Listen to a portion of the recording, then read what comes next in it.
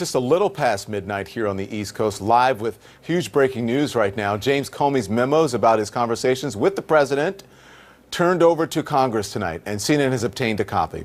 Those memos are, of course, a key part of Robert Mueller's investigation of potential obstruction of justice.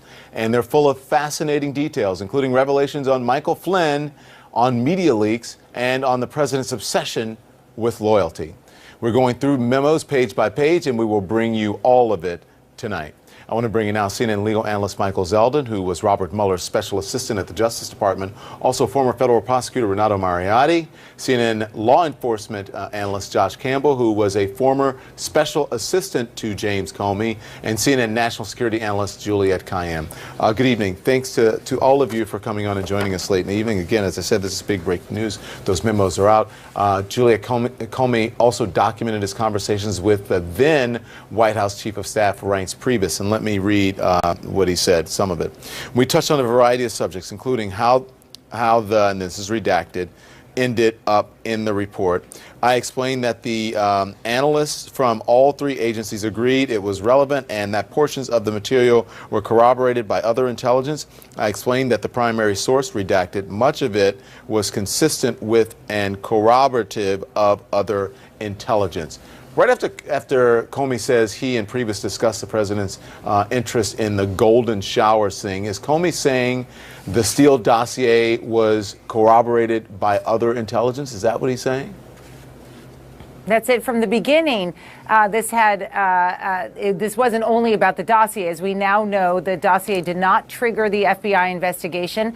And so the fact that it was at one stage, sort of supported by the Hillary Clinton campaign or Democrats is irrelevant to the FBI. I think the most interesting thing of the Reince Priebus conversations, or that memo in particular, is clearly that Priebus has been told by someone, and one has to assume it's the White House counsel, that Mike Flynn could be compromised. Sally Yates, the then acting attorney general, had already told the White House of their concerns about Mike Flynn's vulnerabilities, and this conversation between Priebus and Comey comes later. So the concerns about Flynn, who, remember, remains as the national security advisor for 20 or 30 days later, is well known to the chief of staff and maybe the president relatively early on in the administration, and they did nothing about it. Michael, a key figure in Comey's memos is Mike Flynn, and he recounts a moment where he talked about Flynn himself, and he writes this. He says, "As I waited in the West Wing lobby, Mike Flynn stopped by and sat down. We chatted for about 5 minutes about his new job, the challenges in building a staff, and working with folks who had never been in government before, how he maintained fitness, etc. There was no mention by either of us, redacted, redacted, redacted." So we don't know what the redaction is at the end of it, but does Mueller know? Yeah, what this absolutely. is? Mueller knows. The reality is, as we've talked about previously, is that Comey's testimony, the unredacted memoranda, and all the supporting information that corroborates what Comey has to say is locked and loaded in Mueller's case. And whether it amounts to anything remains to be seen. But Comey is already a delivered witness, and his memoranda are with him. Yeah. Josh, were you with Comey when he wrote some of these memos? I was. Okay. Well, all right. You got a follow-up question in there. Yes. What else you got, Don? No, so actually for me it's interesting because, seeing some of this now come to light, obviously with the Department of Justice now handing this over to Congress and then Congress releasing it, we're obviously a little more freer now and, and what we can discuss. I think what we see, and I've said this, before, and I'll say it again at the outset, it's important to remember that these memos don't prove anything. And, in fairness, we have to point that out. But they are contemporaneous observations of one of the key parties to these conversations. And at the end of the day, the American public will have to decide, who do they find the most credible? Jim Comey or the President of the United States? And that's obviously a question that, no one is really comfortable answering. And it's amazing that we even have to ask it, but it is important to remember. It's also important to remember as we move forward that, as Michael mentioned, that, this information has already been passed on to Robert Mueller.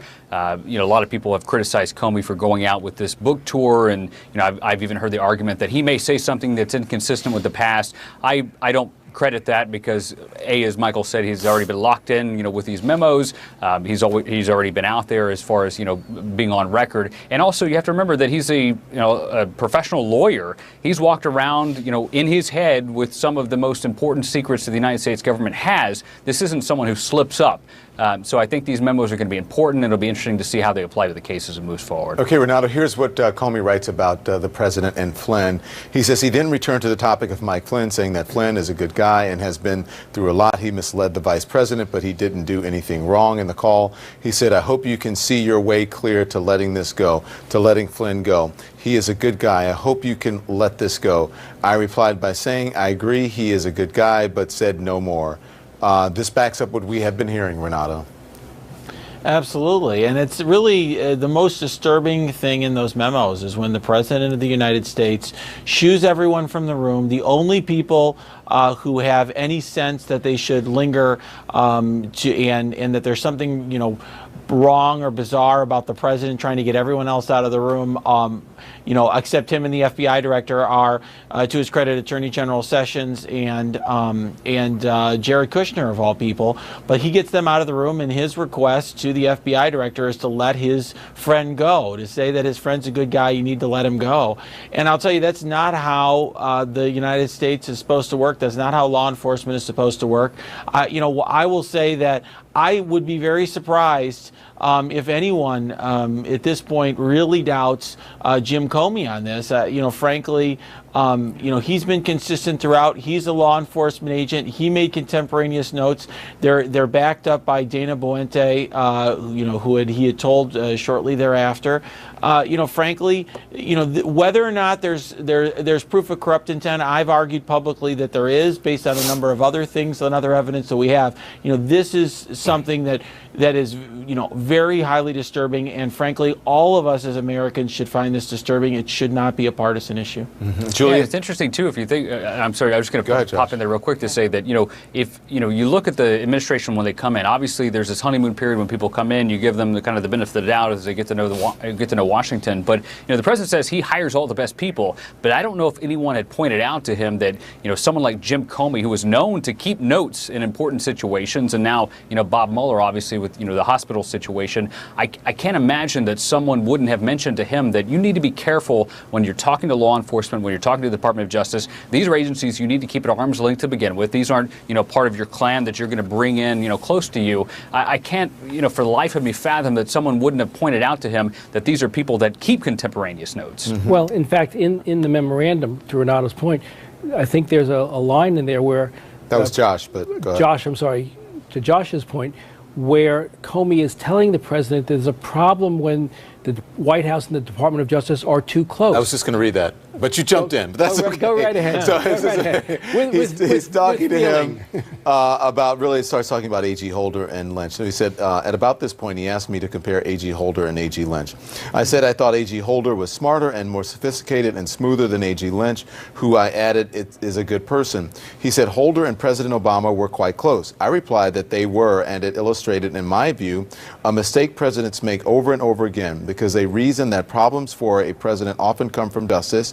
They try to bring justice close, which paradoxically makes things worse, because an independent DOJ and FBI are better for a president and the country. I listed off John Mitchell, Ed Meese, and Al Gonzalez as examples of this mistake, and he added Bobby Kennedy. Right, and this is prescient of what the problems that the president created for himself and what additional problems he will create for himself were he to do something as foolish as firing Rosenstein or Mueller.